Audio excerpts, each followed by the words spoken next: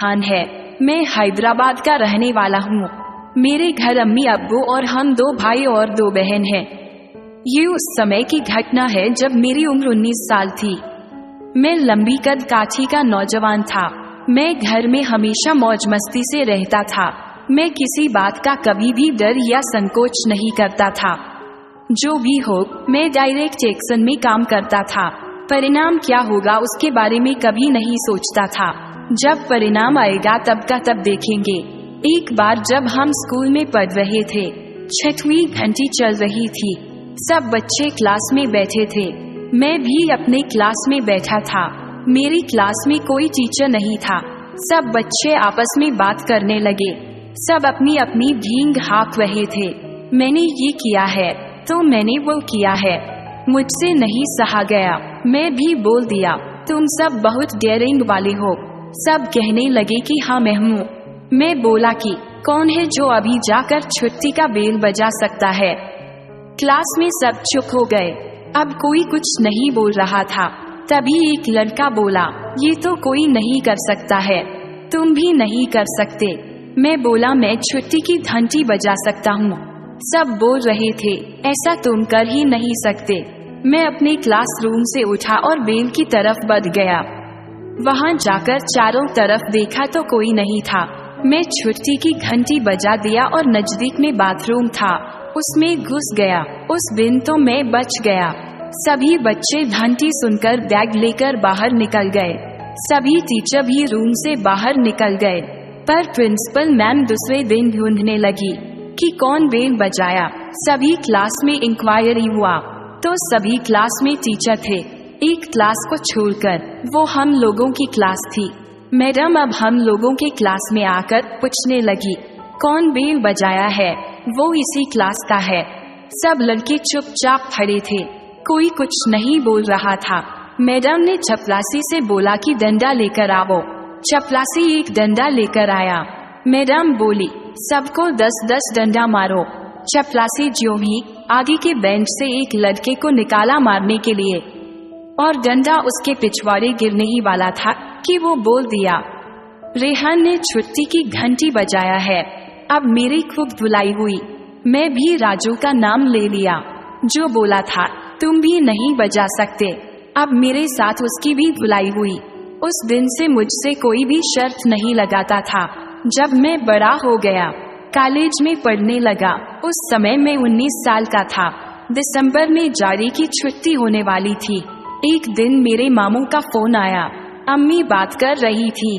मैं अम्मी से बोला कि आप मामू से बात करके फोन हमें दीजिएगा, मुझे मामू से बात करना है। कुछ समय मामू से बात करने के बाद अम्मी मुझे बुलाने लगी। मैं अब मामू से बात करने लगा। मामू मुझसे पूछने लगे, पढ़ाई कैसा चल रहा है? मैं बोला, सब ठीक चल रहा है, कुछ दिन में जारी की छुट्टी होने वाली है। तो मामू बोले कि जब छुट्टी हो तो घूमने के लिए मुंबई आ जाओ, और घूम फिर कर जब कॉलेज खुलेगा तो चले जाना। मैं अभी कुछ बोलूं तभी मामी कहने लगी, आ जाइए, मैं भी इसी बहाने घूम लूंगी। मैं तो बहुत खुश हुआ। मामी और मामू ने मेरे मुंह की बात छीन ली। मेरे मामू मुंबई में जॉब करते हैं। वो मामी के साथ मुंबई में ही रहते। कंपनी की तरफ से एक बड़ा फ्लैट मिला था। मैं अम्मी से बोला कि मुझे मुंबई जाना है, और रिजर्वेशन काउंटर पर जाकर एक टिकट निकाल लिया। अम्मी पहले तो नहीं बोल रही थी, पर जब मैं जिद करने लगा तो अम्मी भी मान गई। मैं बहुत खुश था। कुछ दिन बाद छुट्टी भी हो गया और मुझे मुंबई जाने का डेट भी आ गया। मैं अब अपने कपड़े को पैक करके हैदराबाद स्टेशन पर आ गया। 2 घंटे बाद मुंबई के लिए ट्रेन थी। 1 घंटे ट्रेन लेट थी। अब मैं स्टेशन पर बैठा था, ट्रेन का इंतजार कर रहा था। मैं अब मामू के नंबर पर फोन किया तो मामी ने फोन उठाया। मैं बोला, मामी मैं हैदराबाद स्टेशन पर हूँ, कल शाम तक मुंबई पहुँच जाऊंगा। ये बात सुनकर मामी बहुत खुश हुई। तभी ट्रेन आ जाती है और मैं ट्रेन में चढ़कर अपनी सीट पर जाकर बैठ जाता हूँ। जब शाम हो जाती है तो अम्मी ने कुछ बना कर दिया था रास्ते के लिए। मैं उसे खाकर सो जाता हूँ। दूसरे दिन शाम को ट्रेन मुंबई पहुँच गई। मैं जब कुर्ला स्टेशन से बाहर निकला तो बाहर मामू और मामी दोनों लोग मेरा इंतजार कर रहे थे। मेरे सामान को पीछे कार में रख दिया। मामू कार में आगे बैठ गए और मैं और मामी कार में पीछे बैठ गई। अब गाड़ी कुछ समय चलने के बाद गाड़ी जाकर एक जगह रुक जाती है। वो बहुत ऊंचा टावर था। हम लोग बाहर निकलकर लिफ्ट से 5वीं मंजिल पर पहुंच जाते हैं। अब अंदर जाने के बाद मामी कहती है, रेहान आप नहाकर फ्रेश हो जाओ, तब तक मैं खाना बना देती हूँ। भूख तो लगी होगी। मैं बोला, हाँ भूख तो लगी है। मैं फटाफट नहाने चला जाता हूँ। ठंडा का मौसम था तो गीजर को चेक किया तो गर्म पानी आ रहा था। मैं अब गर्म पानी से फटाफट नहा लिए। कुछ समय बाद मामी ने खाना बना दिया। अब हम लोग डाइनिंग टेबल पर बैठकर तीनों लोग डिनर करने लगे। मामी बहुत टेस्टी खाना बनाई थी। जितना सुंदर खाना बनाई थी उतनी ही सुंदर मामी भी है। मामी की बिल्कुल पतली कमर थी, गोरा बदन और उतनी ही लंबी भी थी। बल्कि मामू उनके सामने कहीं नहीं ठहरते थे, पर मामू का अच्छा जाब था। मामी एकदम परी लगती थी। उनकी गुलाबी गालों को देखकर मन तो यही करता था कि मैं उन गालों को चूम लूं। अब मैं खाना खा लिया। फ्लैट में 2 बेडरूम था। मामी ने मेरा बिस्तर लगा दिया और बोली, रेहान आपका बिस्तर लग गया है। मुझे भी नींद आ रहा था। मैं तुरंत जाकर बेड पर लेट गया। मुझे जल्दी ही नींद भी आ गई। सुबह मामू को ड्यूटी जाना था तो वो तैयार हो रहे थे। मामी नाश्ता बना रही थी। मैं अभी सोया हुआ था। मामू जब नाश्ता करने के लिए आए तो मामू ने मामी से पूछा, रेहान कहाँ है? मामी बोली, रेहान अभी सोए है। मामू मामी से बोले, आप जाओ और रेहान को जगा दो। मामी आई और मुझे बोली, रेहान आपके मामू बुला रहे हैं। मैं अब जाग गया। सामने मामी थी। बिल्कुल प्यारी सी आवाज थी उनकी। मैं बोला, मामी गुड मॉर्निंग। मामी भी बहुत प्यार से बोली, गुड मॉर्निंग, और वो किचन में चली गई। मैं भी अब मुंह धोकर डाइनिंग हॉल में गया। मामू वहाँ नाश्ता कर रहे थे। मैं बोला मामू से गुड मॉर्निंग। मामू बोले कि मुझे तो समय मिलेगा नहीं, रेहान तुम खाना खाकर अपनी मामी के साथ जहाँ भी जाना होगा घूमने के लिए चले जाना। तुम्हारी मामी को ATM दे दिया है। और यही बात मामी से भी बोल दिया। अब मैं भी नहा धोकर फ्रेश हो गया। मैं भी बैठकर नाश्ता कर लिया। मामी बोली, आप तब तक टीवी देखिए, मैं भी तैयार हो जाती हूँ। मामी अब नहाने के लिए चली गई। कुछ समय बाद जब मामी नहाकर आई तो उनके बालों से पानी टपककर उनके गालों से होकर नीचे गिर रहा था। 2-4 लट गालों से चिपकी हुई थी। मामी की सुंदरता को 4 चांद लगा रही थी। उनके गुलाबी गालों पर ये भींगे काले बाल गालों को और सुंदर बना रहे थे। मैं मामी की सुंदरता का कायल हो गया। मामी वाकई में बहुत सुंदर लग रही थी। मैं अब उस रूम से निकलकर दूसरे रूम में चला गया, क्योंकि मामी जब आई तो मेरी तरफ देखने लगी, मानो वो कहना चाह रही हो कि मुझे कपड़े बदलना है। अब आप अपने कमरे में जाइए और खुद भी तैयार हो जाइए। मैं भी जाकर कपड़े बदलकर तैयार हो गया। कुछ समय बाद मामी आती है और रूम में अंदर मैं बैठा था। मामी सलवार और सूट पहनी थी, पर गजब की सुंदर दिख रही थी। हम लोग अब फ्लैट को लॉक करके निकल गए। सबसे पहले मामी हाजी अली दरगाह पर ले गई। वहाँ पर हम लोग मटन कबाब खाए। वहाँ समुंदर के किनारे बैठकर कुछ समय कव्वाली भी सुनी। उसके बाद मामी जुहू चौपाटी ले गई। वहाँ भी समुद्र के किनारे कुछ समय तक चलते रहे और मामी से कॉलेज के दिनों की बात होने लगी। तभी वहीं पर भेलपुरी एक आदमी बेच रहा था। मामी पूछी, रेहान भेलपुरी खाना है? मैं बोला, मामी ने कि वो भी पूछ। मामी भी हंसने लगी। मामी जब हंसती है तो उनके गालों में गड्ढे बन जाते हैं। उस समय उनका चेहरा देखकर यही लगता है कि मानो गुलाब की पंखुड़ियां सुबह सुबह मुंह खोल रही हों, ऐसा लग रहा था। अब हम लोग भेलपुरी खाने लगे और जुहू बीच पर समुद्र के किनारे टहलने लगे। तभी मेरे मन में गोविंदा का वह गाना चलने लगा। मैं तो भेलपुरी खा रहा था, लड़की घुमा रहा था। तुझे मिर्ची लगी तो मैं क्या करूं? यही सोचकर कहीं खो गया। तभी मामी का ध्यान गया। वो बोली, रेहान कहाँ खो गए? तब मेरी चेतना वापस आई। मैं बोला, कहीं नहीं मामी, मैं तो आपके साथ ही हूँ। इस तरह रोज हम लोग निकलते और शाम तक घूमकर वापस आते थे। मामू शाम को बोले कि रेहान मुंबई कैसा लग रहा है? मैं बोला कि मामू बहुत अच्छा लग रहा है। वो पूछने लगे कहाँ गए थे? कुछ जगह का नाम याद था, वो बताए। फिर मामी बताने लगी। मामू बोले कि रविवार के दिन हम लोग एलिफेंटा घूमने जाएंगे। तुम्हारी मामी भी कभी नहीं गई है, वो भी घुमाएंगी। रविवार के दिन हम लोग तैयार होकर निकले। सेंट्रल लाइन की लोकल पकड़कर हम लोग शिवाजी टर्मिनल गए। वहां से बस पकड़कर गेटवे ऑफ इंडिया पहुंच गए। वहां कुछ समय बिताने के पश्चात बोट में बैठकर हम लोग एलिफेंटा के लिए चल दिया। हम लोग बोट के दूसरे फ्लोर पर बैठे थे। मामी जी मामू के साथ मेरी भी सेल्फी ली। कुछ समय बाद बोट एक किनारे पहुंची। सब कहने लगे कि एलिफेंटा हम लोग आ गए।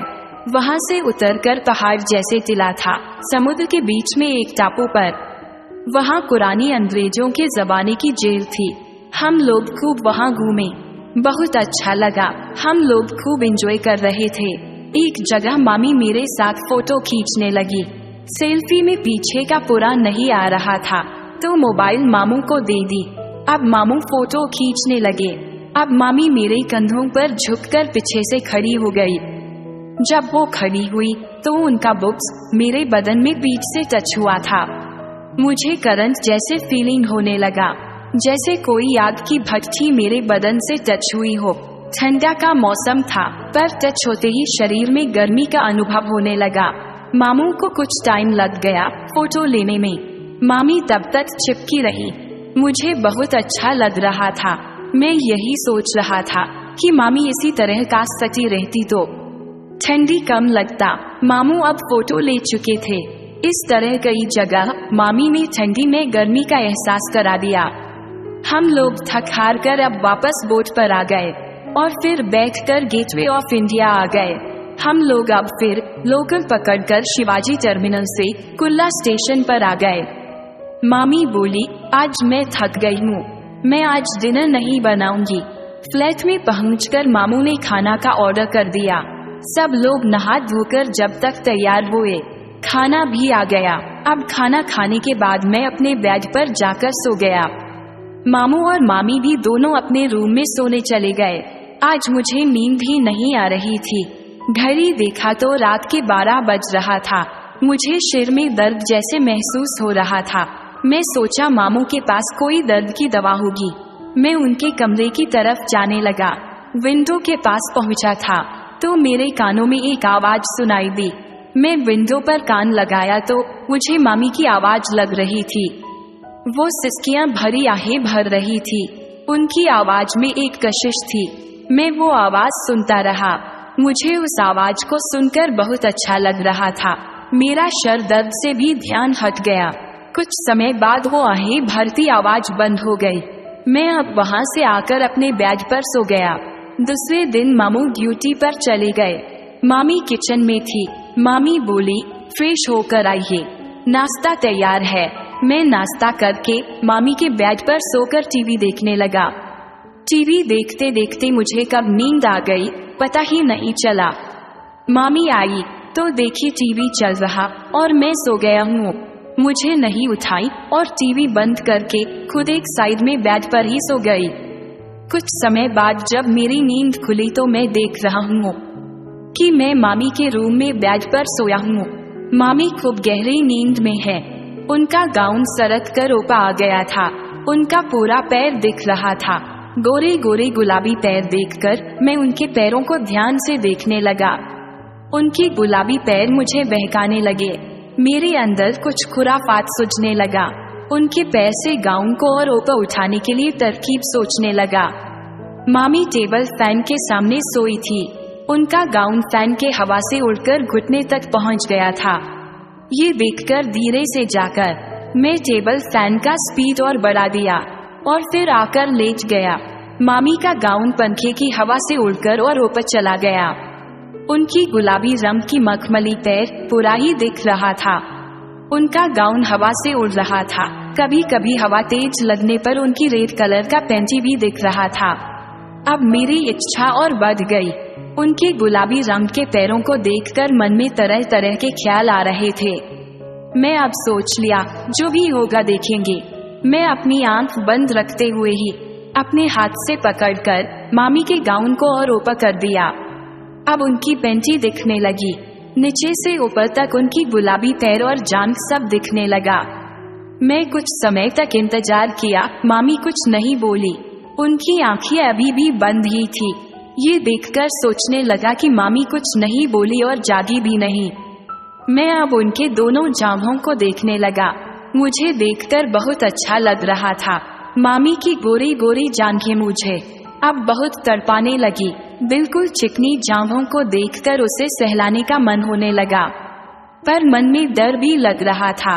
कहीं मामी जाग गई तो बहुत मुश्किल हो जाएगा। वो मामू से भी कह देंगी, पर एक मन कह रहा था, जो होगा तब का तब देखेंगे। नीचे से ऊपर तक मेरी नजर बस देखते ही जा रही थी। उनकी गोरी त्वचा थी, उसमें भी गुलाबी कलर मेरे मन को बहकाने लगी। अब मैं अपनी सूझबूझ खो रहा था। उनकी गुलाबी रंग को देखकर मैं अपने आप को रोक नहीं पाया। अब मैं अपनी आंख को बंद करके ही उनकी जांघों पर हाथ रख दिया, जैसे कोई नींद में हाथ रख देता है। अगर मुझे मामी कुछ बोलेंगी तो मैं बोल दूंगा। मामी मैं नींद में था इसलिए मेरा हाथ चला गया, पर मामी तो फिर भी नहीं जागी, न कुछ बोली। मेरे हाथ जब उनके जांघों से स्पर्श हुआ तो मुझे 440 वोल्ट के झटके लगने लगा। गोरी गोरी जांघों को सहलाने का मन करने लगा। मुझे बहुत अच्छा लग रहा था। कुछ समय के बाद मैं सोचने लगा कि मामी नींद में है या जानबूझकर ये देख नहीं रही है, कि बाद में मामू से शिकायत करूंगी। मैं इसी उधेड़बुन में लगा हुआ था और देख देख कर अपने मन को शांत कर रहा था। जब यहाँ तक देख लिया तो अब आगे भी देखेंगे। मामी अगर शिकायत ही करेगी तो थोड़ा क्यों पूरा ही देख लेते हैं। अब मेरे हाथ आगे बढ़ गए और गाउन को मैं कमर तक ला दिया।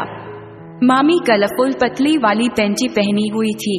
मैं ये सब देखकर पागल हो गया। मेरे पूरे बदन में रोमे खड़े हो गए। दोनों जांघों के बीच में आंखें टिक गई थी और यही सोच रहा था कि काश ये पतली सी कलरफुल न होता तो नजारा क्या होता।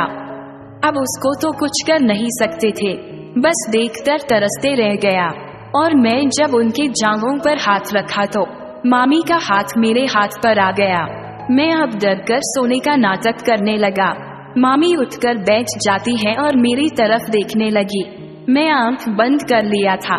मामी ने मेरे हाथ को नहीं हटाया, मैं भी हाथ को नहीं हटाया। हाँ, मामी ने अपने गाउन को ठीक करने लगी, पर हवा से वो फिर उड़ जाता था। अब मामी लेट गई। अब मैं भी चुपचाप सो गया। मैं उस दिन बहुत घबरा रहा था कि कहीं रात को मामू से मामी मेरी हरकत बता न दे, क्योंकि मामी को भी एहसास हो गया था कि पंखे से इतना ऊपर गाउन नहीं आएगा। मैं अब दिन भर डर कर रहा। मामा आए तो उनके सामने भी नहीं गया। शाम को खाना खाते समय ज्यादा बात नहीं किया और मामी की तरफ भी नहीं देखा। मैं सोचने लगा मामी रात में तो जरूर कह देंगी। अब सुबह मैं उठा ही नहीं। मामू भी ड्यूटी चले गए, पर मैं सोया ही रहा। नींद नहीं आ रही थी, पर बेड पर लेटा रहा। सुबह मामू ने कुछ नहीं बोला और वो ड्यूटी में चले गए। जब मामू चले गए तो मामी मुझे जगाने आई। रेहान, आप कितना सोते हैं? पूरी रात और दिन में भी कल खूब सो रहे थे, बहुत नींद आ रही है। मैं आंख मलते हुए नींद से उठने का नाटक करने लगा। सामने मामी खड़ी थी। मेरा ध्यान उनके पैरों को इमेजिंग करने लगा। मुझे मामी का पूरा पैर से कमर तक दिमाग में चलने लगा। वो मुझे साफ दिखने लगा, कपड़े के अंदर ढके हुए जान। मामी बोली, क्या सोच रहे हैं? रेहान, उठिए, 8 बज गया है, नहाकर नाश्ता के लिए आइए।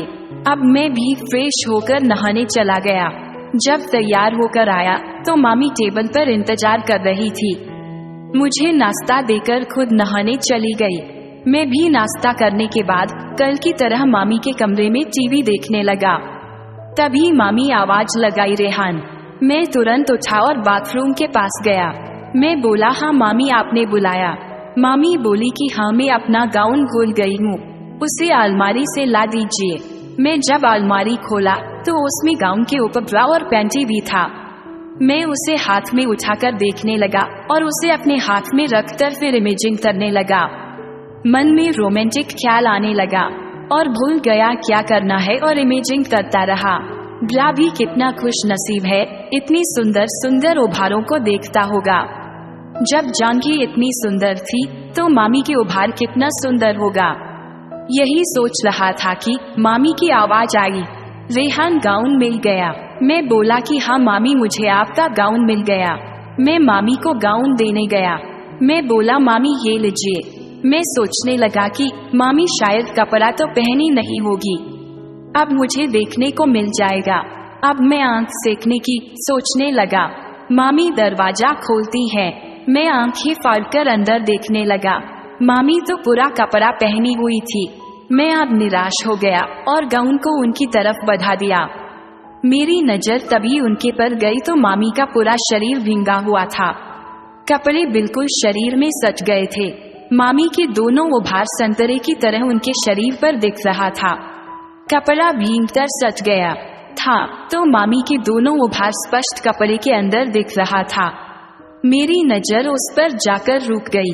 मामी गाउन को अंदर लेकर दरवाजा को बंद करना चाह रही थी। कहानी का अगला भाग पार्ट 2 में। कहानी अच्छी लगी हो तो लाइक एवं शेयर करें, चैनल को सब्सक्राइब करें और बेल आइकन जरूर दबाएं ताकि नए वीडियो को अपलोड करें तो वीडियो का नोटिफिकेशन सबसे पहले आपको मिले।